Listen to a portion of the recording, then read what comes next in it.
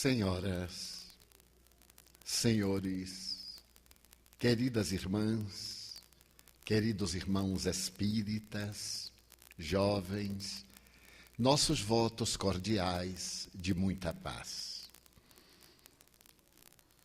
No processo da evolução antropossócio-psicológica, houve um momento em que a psique experimentou uma fissão, dando lugar ao surgimento de dois arquétipos que deveriam continuar numa grande jornada até lograrem uma nova unidade.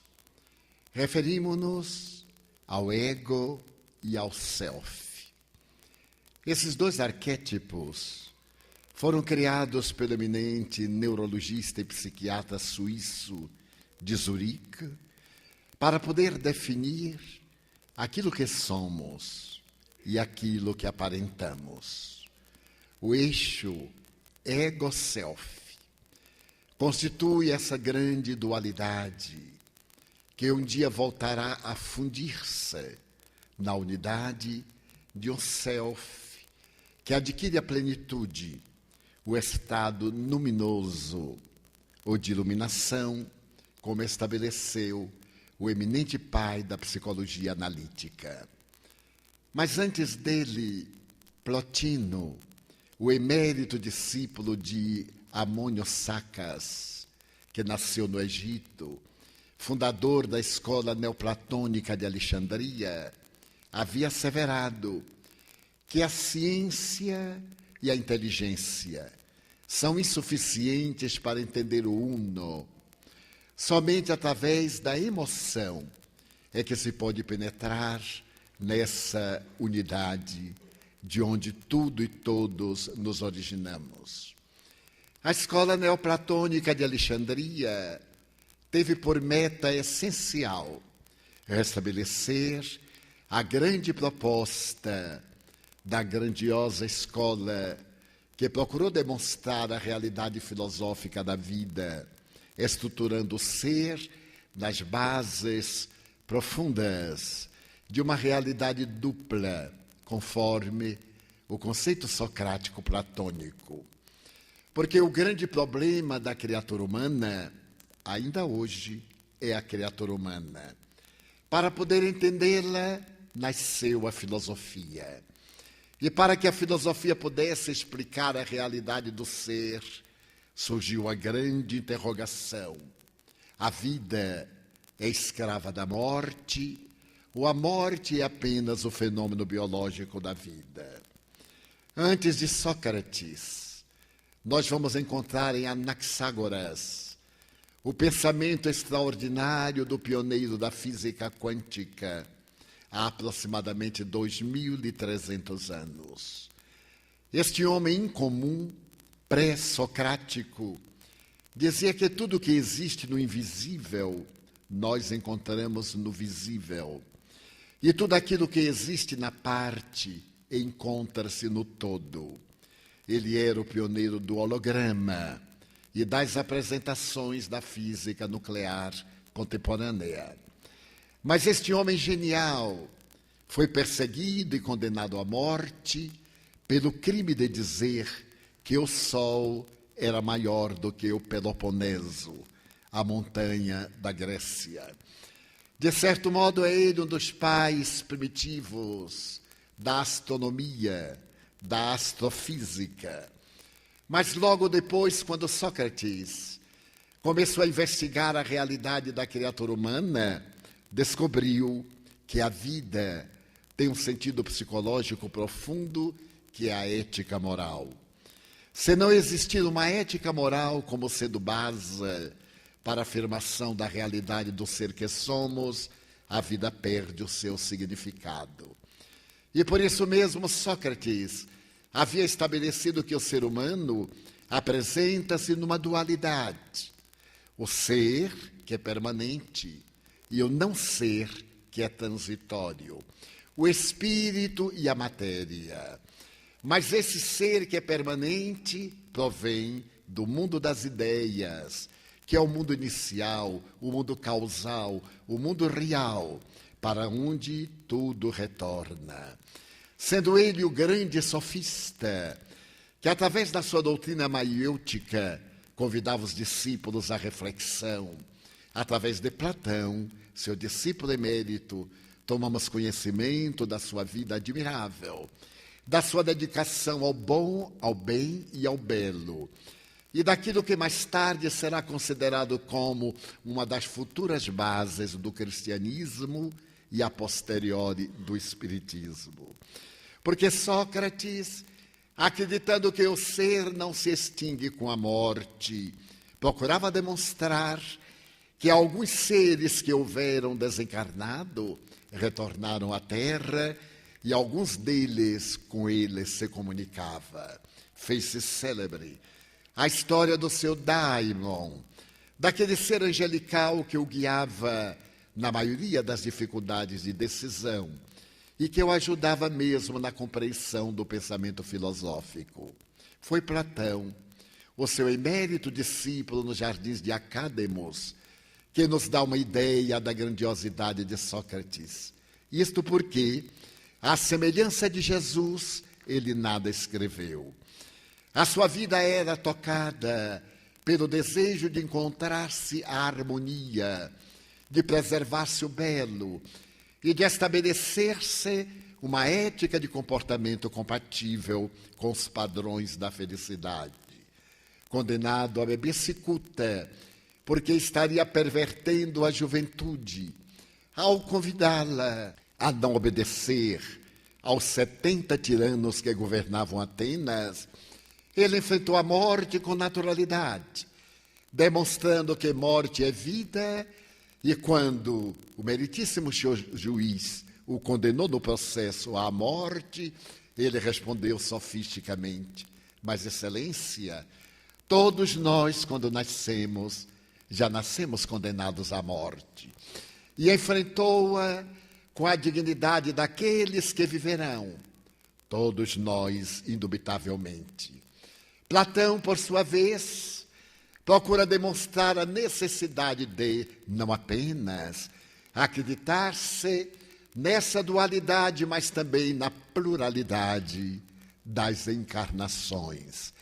Havendo passado uma temporada no Egito, quando seu mestre estava politicamente perseguido, de lá ele trouxe a Atenas a imortalidade da alma agora embutida na reencarnação.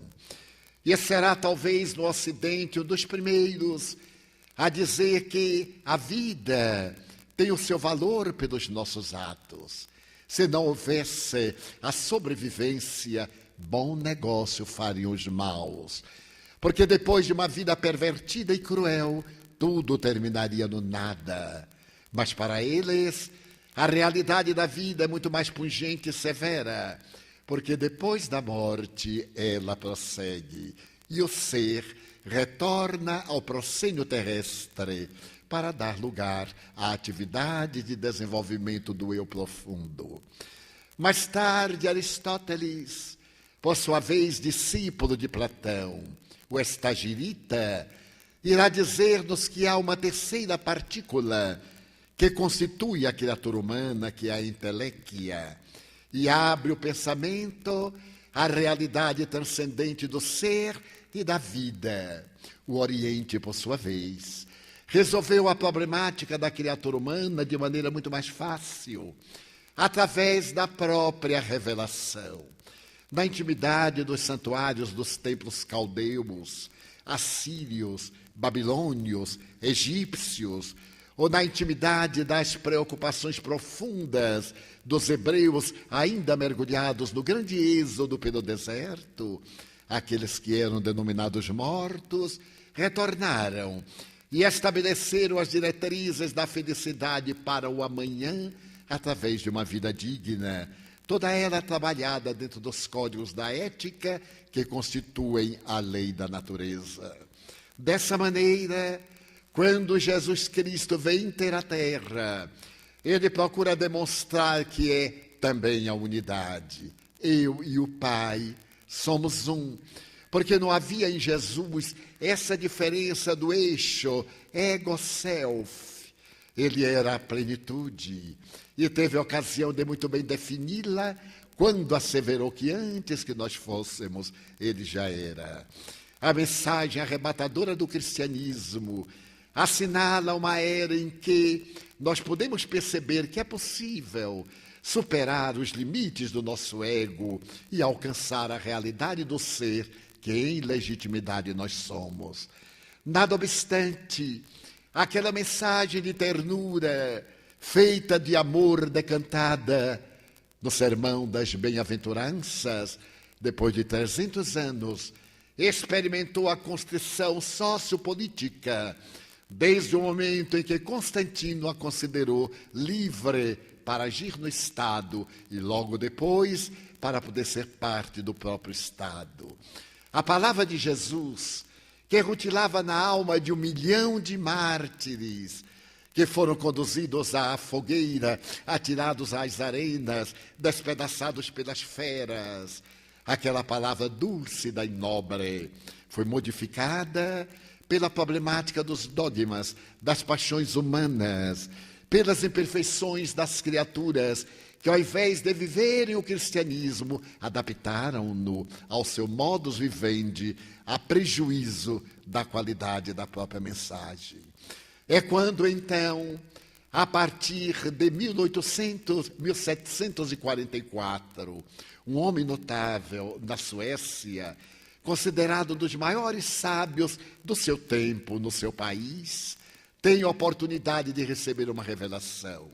Emanuel Swedenborg mantém contato com o mundo transcendental e no dia 16 de setembro de 1756, na cidade de Gotemburgo, a 495 quilômetros de Estocolmo, estando no jantar nobre, esse cientista admirável empalidece e, de repente, começa a dizer coisas desconexas, surpreendendo o seleto colégio daqueles que participavam do banquete. Vejo Estocolmo devorada pelas labaredas. E durante 6 horas, ele narra com riqueza de detalhes a tragédia que acontece na grande capital da Suécia, devorando as grandes construções por causa de um lamentável incidente provocado por uma questão muito natural. Mais tarde, ante a surpresa daqueles espectadores, chegam as notícias do correio informando aquilo que Swedenborg havia narrado diante das pessoas dominadas pela surpresa. É que Swedenborg entrava no reino da transcendência. E logo depois ele narrará as suas visões fascinantes, quando diante dos seus olhos desaparece o mundo objetivo e surge a imensa escada de Jacó, da simbologia bíblica. E aparecem os seres angélicos que descem e aqueles outros que ascendem, falando-lhe das belezas da imortalidade e ensejando-lhe a construção de uma nova doutrina religiosa com base no cristianismo, a Nova Jerusalém.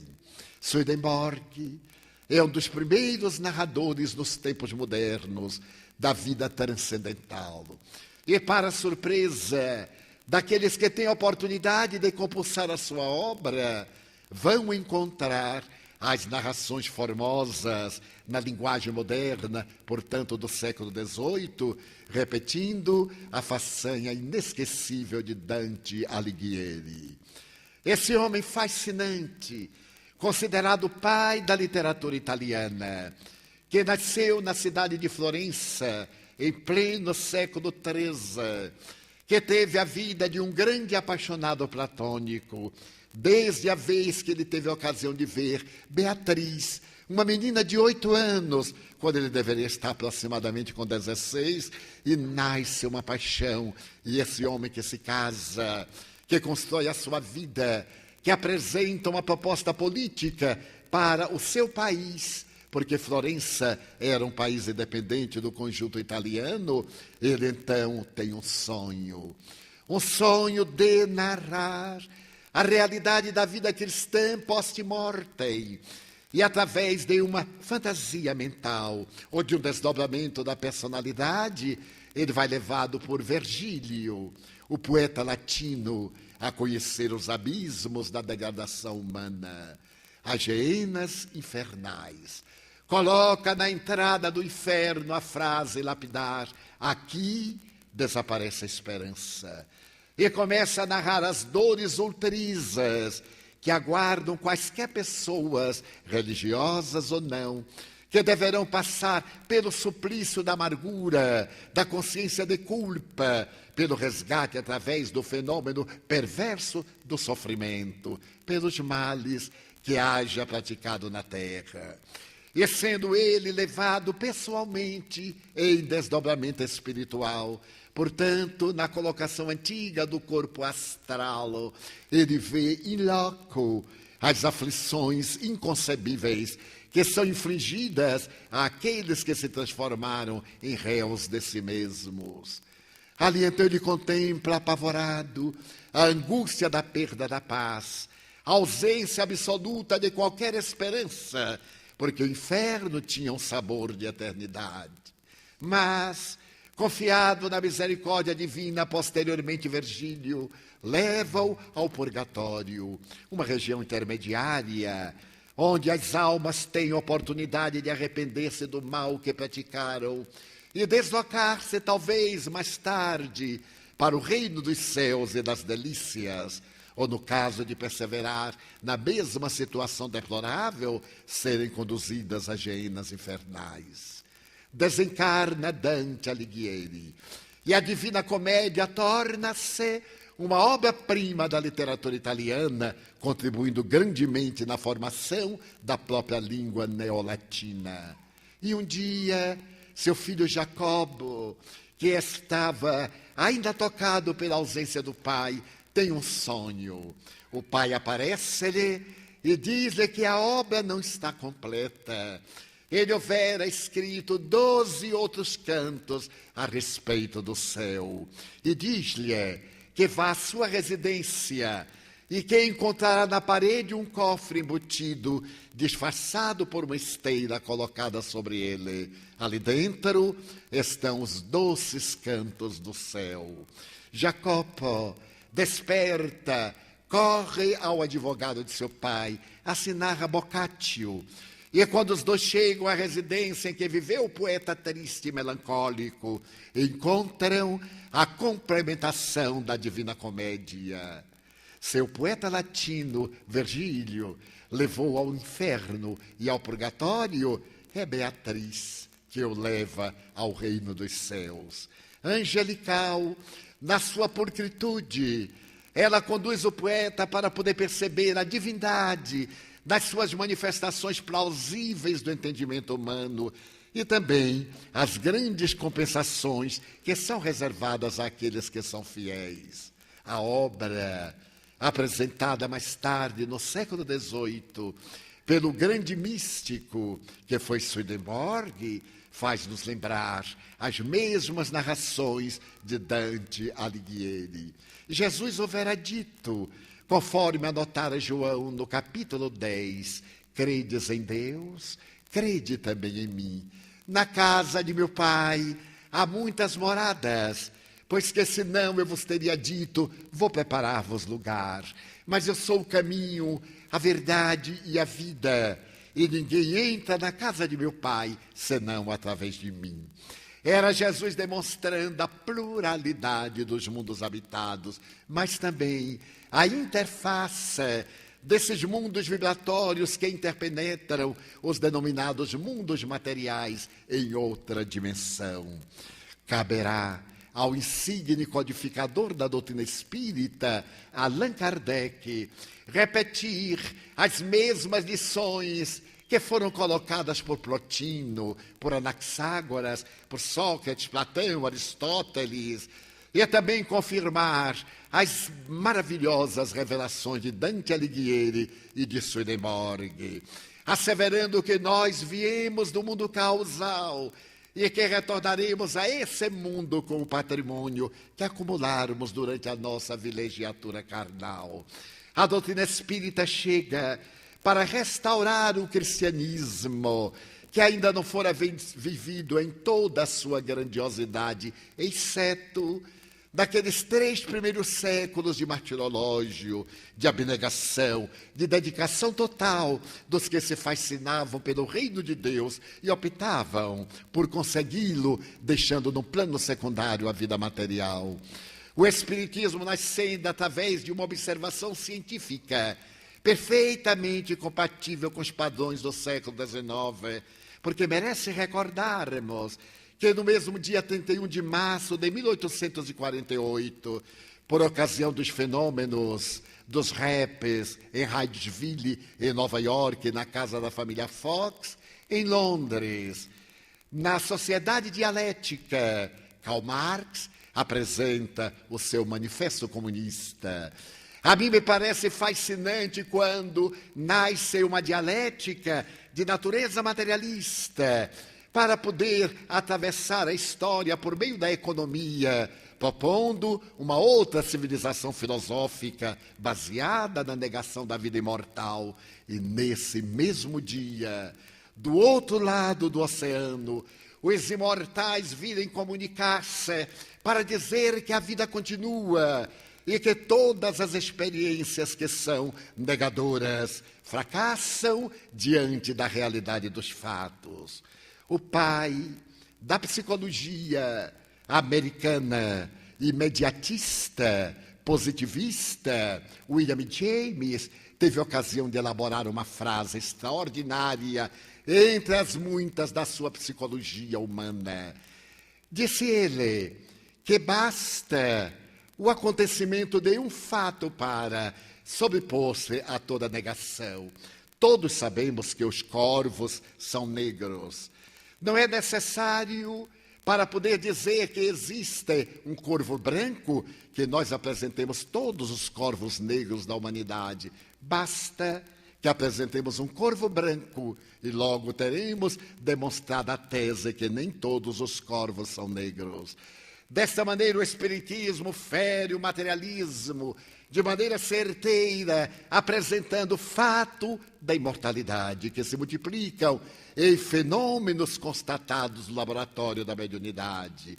Porque logo depois, com o surgimento da ciência espírita, apresentada por Allan Kardec em O Livro dos Espíritos, no dia 18 de abril de 1857, uma nova era se abre para o tirocínio da humanidade. E é nessa obra, que tem um caráter de ciência, porque enfrenta a ciência nos seus lugares onde se encontra e se obsia, abre-se um elenco fantástico de natureza filosófica. A doutrina de Sócrates, a doutrina de Platão, a doutrina dos neoplatônicos renascem através da reencarnação que explica quem somos, de onde viemos, para onde vamos, qual a razão dos sofrimentos humanos, quem de nós, de mediana claridade mental, que não se perguntou, por que que eu sofro? Qual a razão da carência? Porque pessoas há que tudo quanto tocam, a semelhança de Midas, transforma em ouro, e aquelas outras que todo ouro que toca se transforma no metal, sem qualquer significado. Porque existem pessoas que nascem num berço de felicidade e outras num catre de desdita. Qual a razão dos fenômenos teratológicos? Aqueles deformados, os denominados irmãos siamesas, esses anencéfalos, que não têm a possibilidade mínima de raciocinar, porque lhes falta um órgão do raciocínio, que é o cérebro. Qual a razão da idiotia, da esquizofrenia, do autismo, do vazio existencial, da culpa, que trazemos subrepticiamente nos recônditos do nosso inconsciente profundo? Porque a timidez, porque, no entanto, outros atravessam a terra sempre aureolados pela felicidade, pelos júbilos, pelos aplausos, e nada obstante também, no recôndito dos seus seres, experimentos inenarráveis. A reencarnação é a chave que decifra todos os enigmas do comportamento e que abre as portas do porvir, ensejando-nos a felicidade.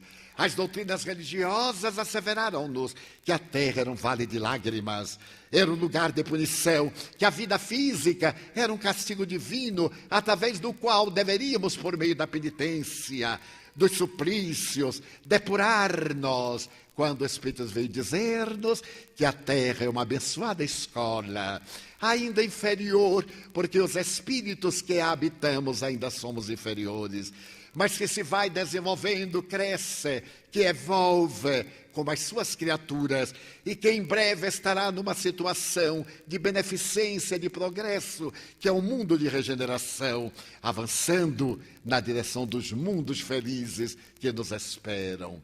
Doutrina eminentemente otimista, sem ter o caráter exacerbado das alucinações nem das fantasias, oferece-nos a visão correta da vida, conclamando-nos a uma existência caracterizada pelos sentimentos nobres do amor e não apenas da inteligência. Como disse Plotino, que uno somente pode ser entendido pelo sentimento e não só pela razão. O Espiritismo enseja-nos, através da sua filosofia, uma vida feliz, assinalada pelo prazer de uma existência caracterizada pelo dever retamente cumprido. Narrávamos ontem na cidade de Gama um fato que nos aconteceu oportunamente. Eu vivi a Segunda Guerra Mundial e fui educado no conceito de que todo alemão era nazista, era perverso, a cultura alemã era uma cultura terrível, perigosa, por causa da seleção racial. E isso de tal maneira me foi inculcado, através da cultura da época, que eu considerava de um lado o alemão um ser que era, dentro do conceito de Nietzsche, o super-homem, ao mesmo tempo temível, temerário.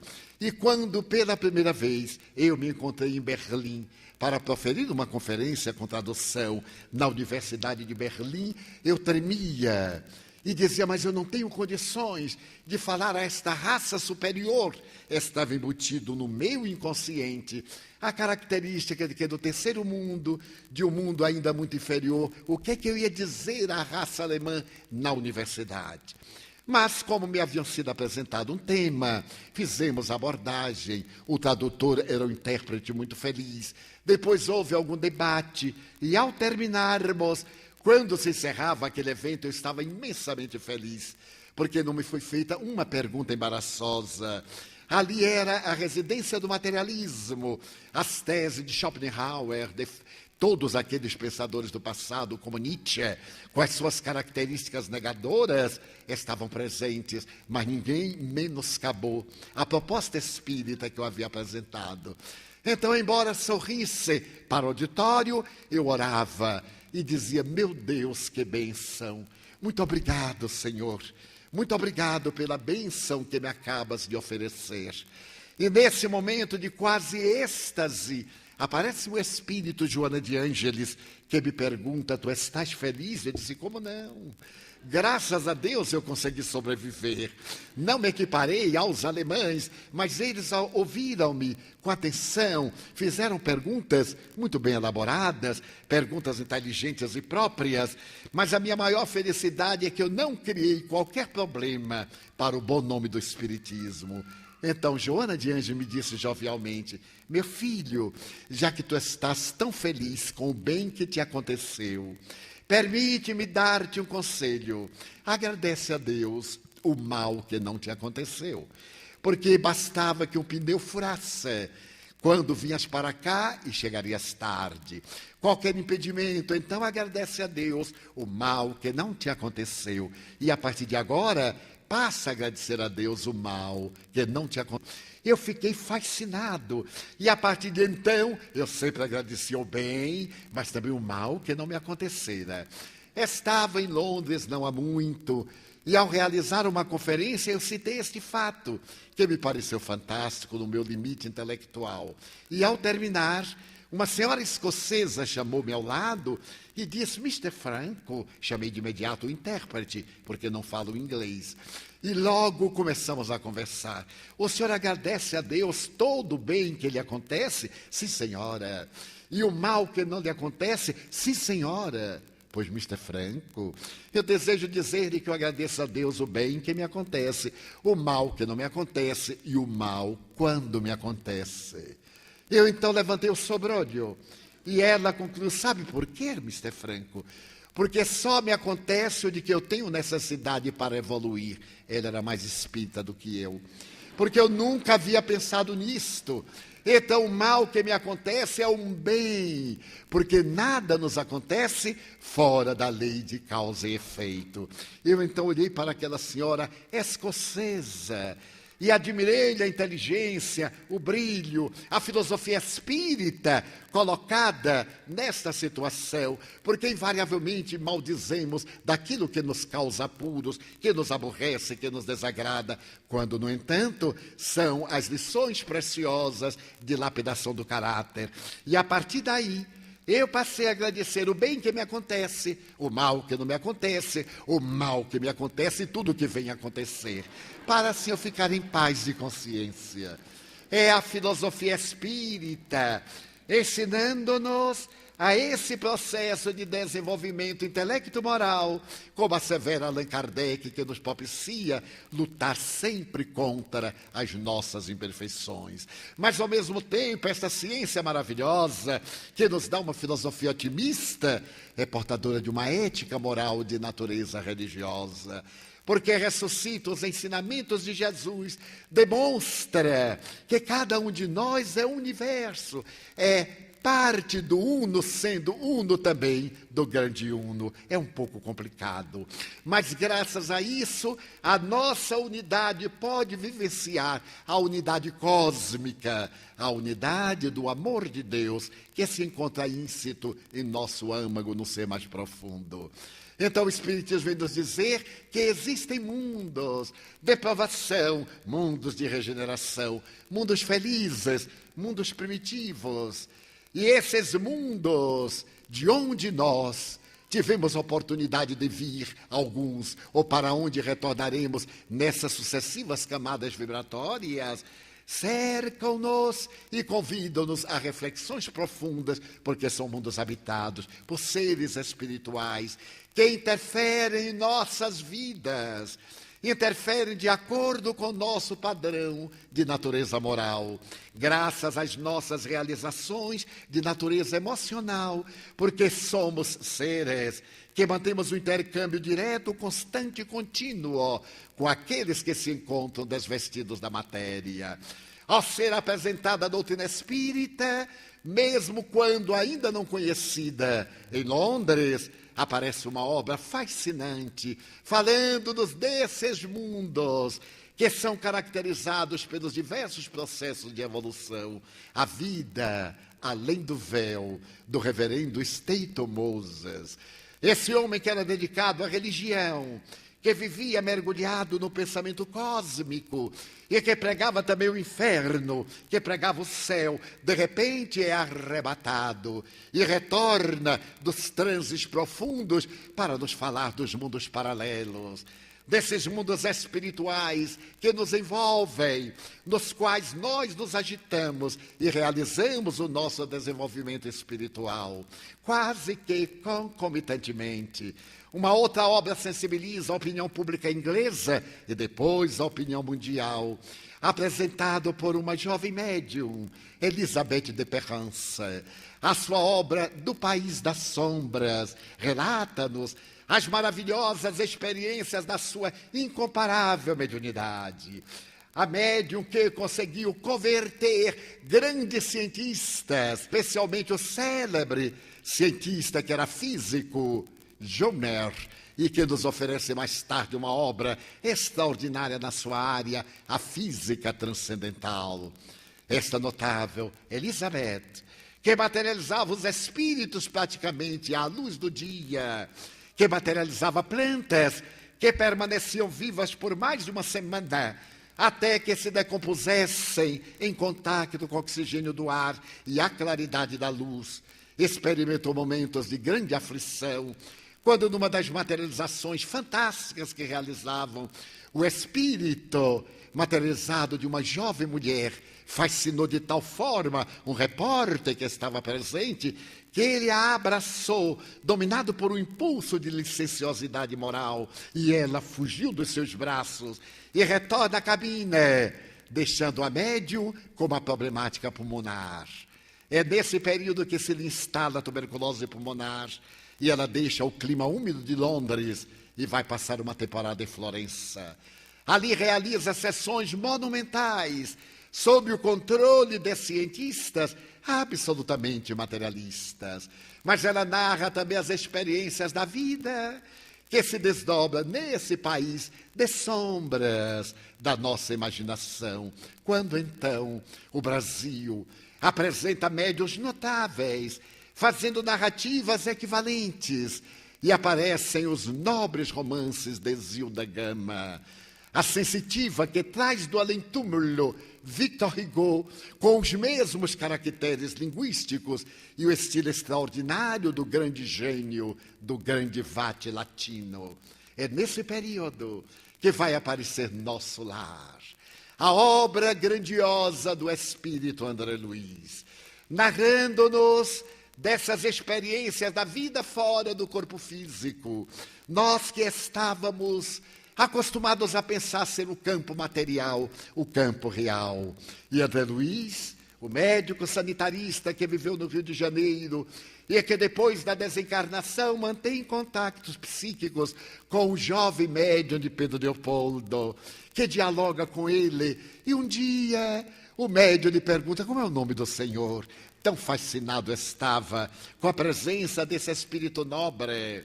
Dormia então Chico Xavier ao lado de um irmão seu no mesmo quarto.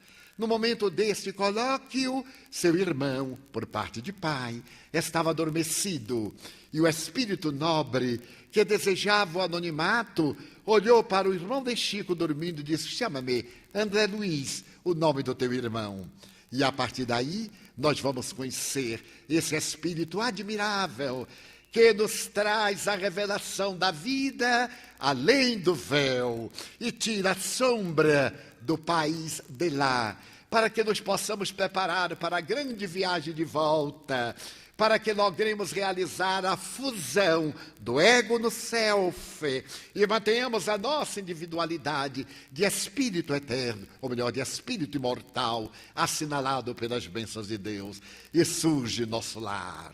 A obra é recebida com certa frieza, porque ainda não sentia uma revelação do quilate que a obra narrava, através desse repórter extraordinário de que se fez o eminente médico. Em Nosso Lar, os mensageiros, missionários da luz, André Luiz é essencialmente um repórter que narra as lições preciosas dos espíritos iluminados com os quais convive, para dar-nos uma ideia aproximada do mundo das causas, nós que vivemos no mundo dos efeitos.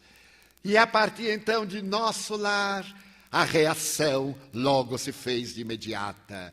Narrou-me oportunamente Chico Xavier que ele recebeu centenas de cartas de pessoas revoltadas com a informação e de alguns ditos espíritas que naturalmente acreditavam no céu de algodão, neste céu de fantasia das quimeras tradicionais, nesses arquétipos ancestrais dos mitos, incapazes de penetrar e de conhecer a realidade, porque ela afeta profundamente o nosso comportamento.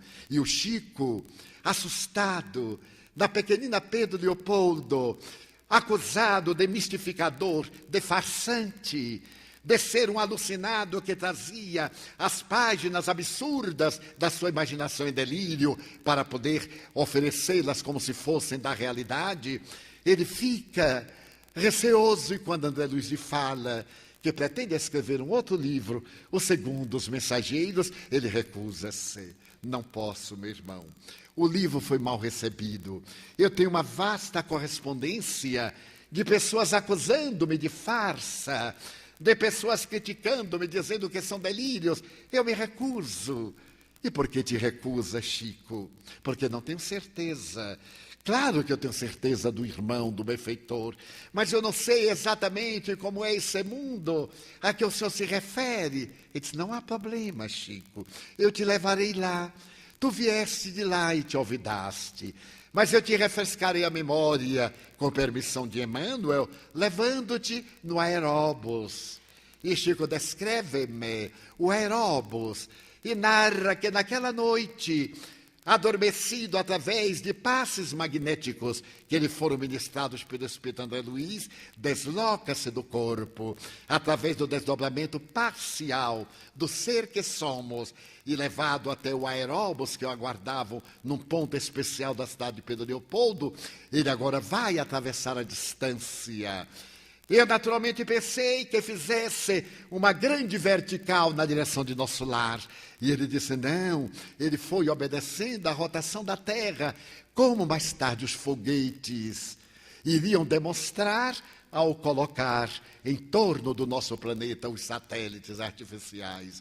E ele chega ao nosso lar, esta anciona, a grande nave de natureza psíquica, a construção ideoplástica, e ele salta e deslumbra-se com este lugar abençoado e lembra-se do Parque das Águas.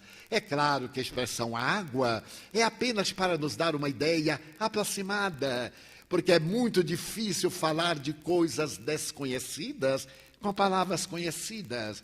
E ele vai contemplar as fontes que regurgitam, as fontes maravilhosas que despedem cascatas luminosas e que nada mais são do que formações de energia. E ali ele percebe pela primeira vez que o som tem cor e as cores têm som. Mais tarde, em 1952, foi publicado em língua portuguesa um livro de autoria de Aldous Huxley, um grande cientista inglês. O livro se intitula As Portas da Percepção. Aldous Huxley fez uma experiência com ácido lisérgico número 20.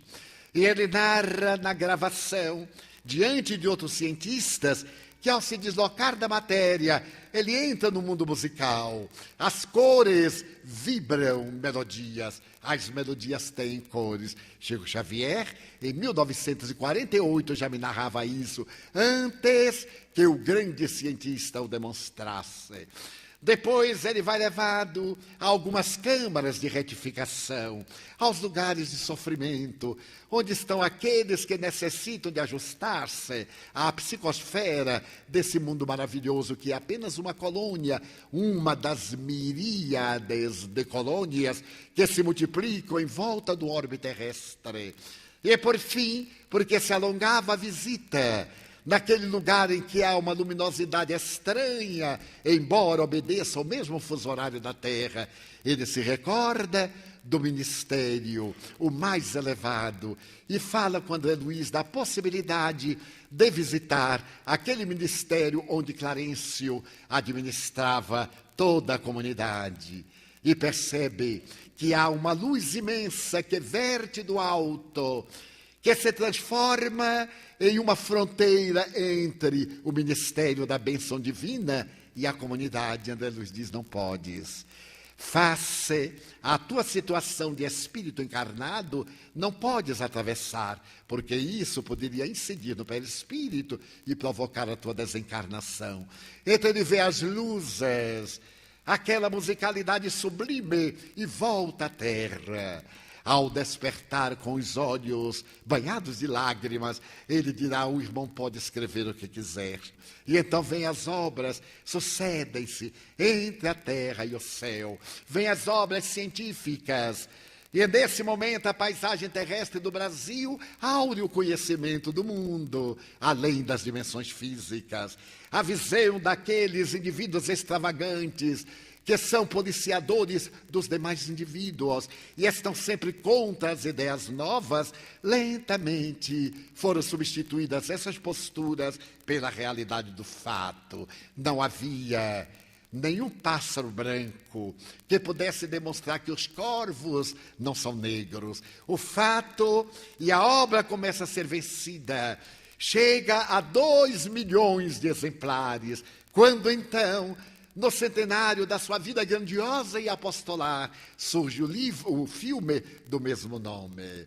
E logo depois de apresentar ao público brasileiro e internacional, porque também o filme já foi passado, por exemplo, no Congresso em Valência, no Congresso Mundial, e em alguns outros lugares, mais de 2 milhões de pessoas tomaram conhecimento da vida no plano espiritual. Dizia-me o presidente da Federação Espírita Brasileira que para vender 2 milhões de exemplares foram necessários quase 60 anos. E em 15 dias, 2 milhões de indivíduos viveram nosso lar. Estiveram em nosso lar, passaram pelas câmaras de retificação, assustaram-se os que tinham a consciência bastante perturbada e que ficaram com medo de ir para lá, se merecerem, porque há regiões ainda menos gentis do que aquelas narradas por André Luiz, mas também aqueles outros que vivenciaram os momentos inolvidáveis da senhora Laura, de Lísias, desse notável médico que vive as experiências da dor para poder então desdobrar a misericórdia divina no próprio modus vivendi, no modus operandi. E nós passamos a entender a vida espiritual de uma maneira fascinante, simples, que não poderia ser diferente. Quando eu era jovem, o que não faz muito tempo, o Espírito Joana de Ângeles disse-me um dia: meu filho, se em alguma oportunidade você sentir-se fora do corpo, se você tiver ocasião de observar o corpo, chamar por alguém e ninguém lhe responder, você já desencarnou. Então, fique no lugar até eu chegar. Eu guardei isso com todas as letras. E certo dia, eu dei-me conta que estava fora do corpo. Então, olhei para a minha cama e lá estava eu. Meu Deus, o susto! Eu disse: que se passa? E logo de imediato chamei o amigo com quem nós residimos faz mais de 60 anos, Nilson. Chamei-o várias vezes, nada. Eu digo: meu Deus, eu morri. Lembrei-me de meus pais e atravessei a parede, fui até o quarto em que estava minha mãe. Chamei-a, nada. Eu digo: estou morto realmente. Vou voltar correndo para perto do corpo, porque aqui neste país eu não entendo de nada. E voltei. Só então me dei conta que havia atravessado as paredes sem que eu percebesse. Então eu fiquei ainda mais assustado. Estou desencarnado, realmente. Mas eu desejei driblar a morte. Deitei-me, encaixando no corpo, e logo eu me levantei. E o corpo não se moveu. Então eu digo assim: estou morto. Agora eu tenho que esperar chegar Joana de Ângeles. Quando ela apareceu, ao invés de eu sentir-me feliz, eu chorei: minha irmã, eu estou desencarnado. Ainda não. Eu não gostei do ainda, que era sintoma do que ia acontecer. E o que está acontecendo? Nós vamos fazer uma viagem, Divaldo. Nós vamos conhecer o mundo real, de onde todos nos originamos e de onde você veio. E levou-me à minha primeira experiência fora do corpo. À medida que os anos se passaram, eu me fui acostumando até o dia que tive um infarto do miocárdio e senti-me totalmente fora do corpo. Nessa oportunidade, estavam vários amigos, alguns médicos, foi depois de uma reunião. E então eu estava caído e o meu filho, o médico, dizia: tio Divaldo acaba de morrer. E massageava meu peito. As pessoas choravam. E eu digo: será que é de alegria? Porque a gente nunca sabe. Às vezes se chora dizendo: graças a Deus, antes ele do que eu, e etc. E então eu digo: meu Deus, o que é que eu faço? Vou esperar a Joana de Ângeles, porque eu chamei um, chamei outro e ninguém me atendeu. Nesse momento veio minha mãe, que estava desencarnada. E eu lhe disse: mãe, eu já desencarnei. Ainda não, meu filho. Sempre ainda, e há de demorar sem muitos aindas. Então eu lhe inquiri: mas o que se passa? Os bons espíritos estão examinando se você fica ou se você volta. Eu disse: mãe, vá lá interceder por mim. Quem já viu uma mãe dessa? Imagine a senhora Mãe, pelo amor de Deus, vá lá, vá interferir para que eu volte à terra. Tenho tanto que fazer. Estou tão jovem, 64 anos, tão jovem, adolescente. Ela disse, então, meu filho, vamos ver. E desapareceu. Neste momento, eu fiz a prece mais ardente da minha vida. Curioso que naquele primeiro fenômeno eu me toquei e eu senti. Era sempre uma coisa que me confundia na minha ignorância, a sensibilidade. Já que eu estava num campo de energia, teria uma sensibilidade física, entre aspas. Sim, temos a sensibilidade física. Então eu me apalpei, sentia um pouco de dor no peito, quando então eu disse, meu Deus, para o Senhor, se eu ficar, não muda nada. Se eu sair e voltar, também não muda nada. Então tenha misericórdia de mim, dê-me 10 anos de vida. Quanto eu me arrependi. 10 anos de vida. Porque para o Senhor não muda coisa nenhuma. Nesse íntere, minha mãe voltou e disse, meu filho, acabas de receber uma moratória, voltarás ao corpo para continuar a tua trajetória. E eu perguntei, por quanto tempo, mãe? Não, eles não disseram. E neste momento eu desperto com a dor dilaceradora. Aí eu vou atravessar o longo período de uma área profundamente afetada. O médico cardiologista, depois de me examinar, prognosticou 2 meses de vida física. Se eu fizesse repouso absoluto, mudasse toda a minha forma de viver, a alimentação. Então eu assim fiz na medida do possível. Até um dia em que a mesma Joana de Ângeles, era um dia de reunião mediúnica, acercou-se da minha cama e eu prostrado com as dores de angina, ela me perguntou, que fazes? Eu digo, que guia espiritual é este? Que não sabe que eu estou numa situação dessa? Eu disse, minha irmã, eu estou 95% morto. E a senhora pergunta, que faço? Eu disse, pois é, Divaldo, porque tu não estás falando comigo que estou 100% morta. Então levanta-te da preguiça e vamos trabalhar. Eu disse, mas não é preguiça, é recomendação médica. E quanto tempo ele te prescreveu de existência física? Se eu obedecer, 2 meses. E se não obedeceres, volto de repente. Então, que voltes de repente com a enxada na mão. Vamos à sessão mediúnica. Eu lá estou esperando-te. Eu digo, Ave Maria, esse espírito quer me matar. Não é possível. Naturalmente, eu chamei alguém para me levar até um outro edifício, onde realizávamos a sessão mediúnica. Cheguei ofegante, com dores, com sudorese abundante. E então Nilson perguntou-me baixinho, foi Joana? Eu digo, nem te conto. Porque eu acho graça que há pessoas no movimento espírita que os guias elogiam, que os guias oferecem viagem, que os guias dão presentes.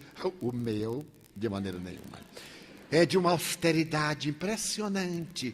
E às vezes eu digo em tom de humor, pelo amor de Deus, não queira um guia mulher.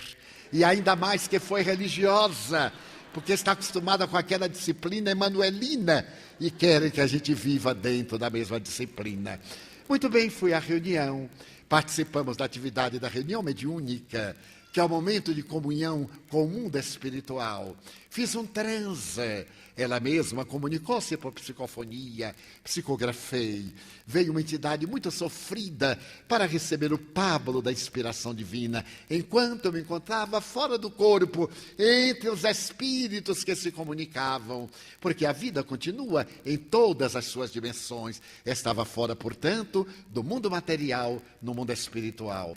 Então, como eu não sou de falar muito, eu olhei para Nilce e disse, nem te conto a dor. Desapareceu. Ela surge do outro lado da mesa e me diz, agora, meu filho, vá descansar para não perder as energias que nós lhe demos. E eu fui recuperando-me. Voltei à atividade da divulgação doutrinária, mesmo com dores, às atividades habituais. Nesse íntere, 6 meses após, desencarnou meu médico cardiologista. E eu fui ao seu enterro e proferi uma palestra, uma prece maravilhosa, porque era ele quem tinha desencarnado. Então se passaram os meses e eu contei aqui, recordo-me, que quando se passaram os anos, um espírito muito amigo me disse, Divaldo, tu não és uma pessoa lúcida. E eu perguntei, mas por quê? Não sou um gênio, mas também não sou um hebetado. Porque tu pediste a Deus 10 anos. Sim, o que passa? Só falta 1 ano e 2 meses. Eu disse, bem, mas é que quando eu pedi 10 anos, no meu inconsciente eu tinha pedido até o ano 2010. Ele disse, vou dar-te um conselho. O espírito Humberto de Campos estava um dia reunido conosco e contou a seguinte anedota, que alguém chegou a Deus e lhe perguntou, Senhor, eu tenho muita dificuldade de entender a eternidade. Era um espírito desencarnado. Por exemplo, 1 bilhão de anos no relógio terrestre, para vós, que tempo é? E Deus disse, 1 segundo. Nossa! E 1 bilhão de dólares. Na nossa economia, quanto vale? 1 centavo. Ô Senhor, dá-me 1 centavo. E Deus respondeu, espera 1 segundo. E então ele terminou dizendo, Edivaldo, sempre que tu tenhas que pedir a Deus alguma coisa, sempre pede muito. Porque se Deus estiver de mau humor, o Deus antropomórfico, ele corta metade e tu ficarás. Então eu já passei de 2010. Estou fagueiro, porque já está terminando, graças a Deus. Ainda falta algo. Mas nesse ínterim, quando eu completei 80 anos, eu havia recebido o convite para o Congresso Mundial, que teria lugar na Espanha. E eu então olhei e disse, meu Deus, daqui a 3 anos eu não vou responder. Porque daqui a 3 anos eu estarei o grupo da melhor idade, que eu sempre falo no momento da entrada dos aviões. E eu fico olhando o grupo da melhor idade como é. Então eu não respondi. Mas eu psicografo o Espírito Joana de Anjos diariamente às 9 da manhã, quando estou em Salvador. Ela vem, escreve, você vai, eu digito e vou atender os outros compromissos. E certo dia, ela se me apresentou, ditou a mensagem, eu voltei-me para o computador e quando eu estava digitando, ela permaneceu e chamou minha atenção, era a primeira vez. Eu continuei um pouco mais e ela sorrindo. Eu disse, vou aproveitar. Eu disse, minha irmã, imagine, eu tenho um convite para o ano 2010, era 2007. Eu não sei o que dizer. Aceite, meu filho. Eu disse, então eu vou viver até lá. De imediato, eu respondi ao meu amigo, ao Salvador, se tudo correr bem, eu estarei aí. Passaram-se 3 meses e eu recebo do Paraná um convite para o ano 2013, quando uma instituição completa 100 anos, uma instituição muito querida. Eu digo, mas também assim está exagerando. Eu estarei com 86 anos, estarei aquele bagaço humano. Eu nem vou responder. Menos de uma semana depois, estou psicografando, termino, vou para o computador e ela permanece. Eu aí já estava lúcido e disse, minha irmã, e tomei uma postura um pouquinho pusilânime. Minha irmã, os amigos são tão gentis. A senhora imagine, estou convidado para o ano 2013. Eu estarei com 86 anos. Eu não sei o que responder. O que é que a senhora acha? Meu filho, muita prece, muita prece. Então eu respondi para os amigos, para 2013, muita prece, muita prece.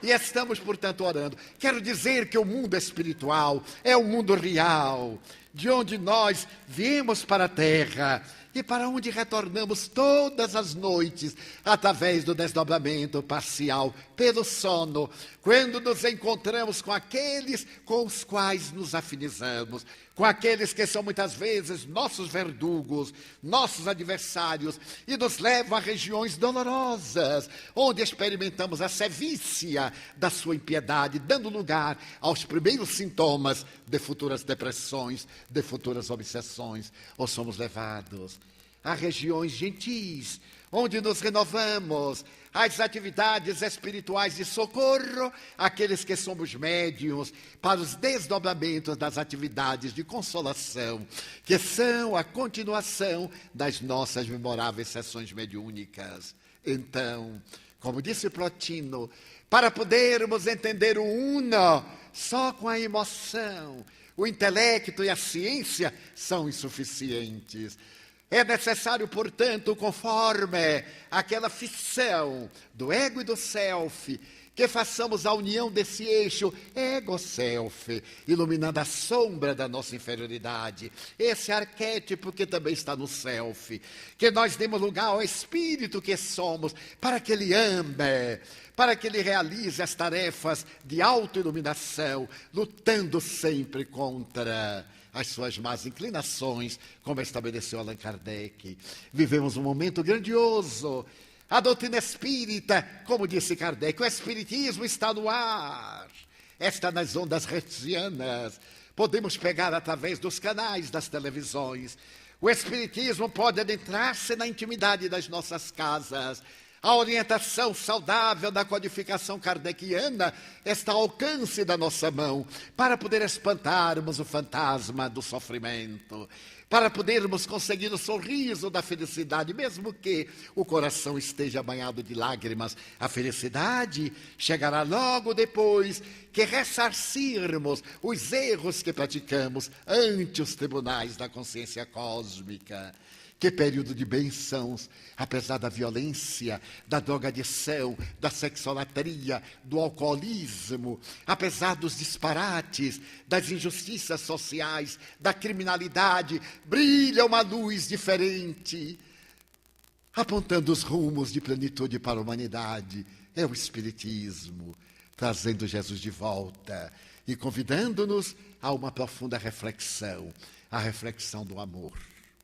Que sejamos nós aqueles que vivem a honra de amar, sem a preocupação de recebermos a resposta do amor. A resposta do amor é o ato de amar. Quando se ama, se é psicologicamente maduro. Quando se deseja o amor, se é psicologicamente infantil. Por isso ele disse, que vos ameis uns aos outros, para que todos saibam que sois meus discípulos. Então, nesta hora grave, quando a sociedade estertora e a grande transição se opera lentamente, que contribuamos para que o mundo seja melhor, que cada um de nós dê a sua cota, mínima que seja, não revidando mal por mal, perdoando as ofensas, mesmo que as não esqueça, porque esquecer é da memória e não devolver o mal é do sentimento. Formemos este grupo de almas que cantam o hino da imortalidade e braços dados e corações em pressa, com a nossa mente voltada para Deus, não reclamemos das injunções dolorosas, que são importantes em nossa trajetória iluminativa. Que ao contrário, digamos, meu Deus, eu tenho tanto para agradecer e tão pouco para pedir, que gostaria de dizer-te que eu amo a vida, que para mim é bela e é consentida. Muito obrigado, Senhor, pelo que me deste, pelo que me dás, pelo ar, pelo pão, pela paz. Muito obrigado pela beleza que os meus olhos veem no altar da natureza, olhos que fitam o céu, a terra e o mar, que acompanham a ave ligeira que voa fagueira pelo céu de anil e se detém na terra verde salpicada de flores em tonalidades mil. Muito obrigado, Senhor, porque eu posso ver meu amor, mas diante da minha visão eu detecto os cegos que tropeçam na multidão, que choram, que sofrem na solidão. Por eles eu oro e a ti eu imploro com miseração, porque eu sei que depois desta lida, na outra vida, eles também enxergarão. Muito obrigado pelos ouvidos meus, ouvidos que ouvem a música do povo que desce do morro na praça cantar, a melodia dos imortais que se ouve uma vez e ninguém esquece nunca mais, a voz melodiosa, canora melancólica do boiadeiro e a dor que geme e que chora no coração do mundo inteiro. Pela minha faculdade de ouvir, deixa-me pelos surdos pedir, porque eu sei que depois desta dor, no teu reino de amor, voltarão a ouvir. Muito obrigado pela minha voz e pela sua voz, pela voz que ama, que canta, que declama, que ensina, que alfabetiza, que legisla, pela voz que trauteia uma canção e que o teu nome profere com dúlcida emoção. Diante da minha melodia, eu quero rogar pelos que sofrem de afasia. Eles não cantam de noite, eles não falam de dia. Oro por eles, porque eu sei que depois desta prova, na vida nova, cantarão. Obrigado pelas minhas mãos, mas também pelas mãos que aram, mãos que semeiam, mãos que agasalham, mãos de ternura, que libertam da amargura, mãos que apertam mãos dos adeuses, mãos que atendem às dores e vigílias de todas as vidas, os suores e as amarguras, pelas mãos de sinfonias, de poesias, de psicografias, de cirurgias, pelas mãos que atendem a velhice, a dor e o desamor, pelas mãos que no seio embalam o corpo de um filho alheio, sem receio, e pelos pés que me levam a andar, sem reclamar. Obrigado, Senhor, porque eu me posso movimentar diante do meu corpo perfeito. Eu te quero louvar, porque eu vejo na terra infelizes, amargurados, imobilizados, paralisados, que se não podem movimentar. Eu oro por eles, porque eu sei que depois desta expiação, na outra reencarnação, eles também caminharão. Obrigado, por fim, pelo meu lar. É tão maravilhoso ter um lar. Não é importante se este lar é uma mansão ou se é uma favela, se é um ninho, um grabato de dor, um bangalô, uma casa no caminho, seja lá o que for, mas que dentro dele exista a figura do amor, de mãe ou de pai, de mulher ou de marido, de filho ou de irmão, a presença de um amigo, alguém que nos dê a mão, porque é muito triste viver na solidão.